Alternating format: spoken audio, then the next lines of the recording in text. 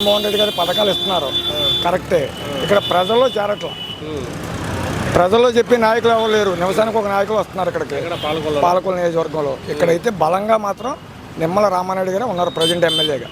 నేను వైఎస్ఆర్ పార్టీనే, అయినా ఉన్న వాస్తవం మాట్లాడుకోవాలి కాబట్టి చెప్తున్నాం. ఇక్కడ పాలకొల్లో నాయకత్వ లోపం మాత్రం వైసీపీ పార్టీ నాయకులు వీక్ అంటారు. చాలా వీక్ అండి, చాలా వీక్. నేను గొప్ప అని చెప్పుకున్నది తప్ప పాలకొల్లు నాయకులు వాళ్ళు కరెక్ట్గా నుంచొని చెప్తే 10 మంది ఓట్లు వేసే నాయకులు మాత్రం తిరిగే వాళ్ళు తక్కువ.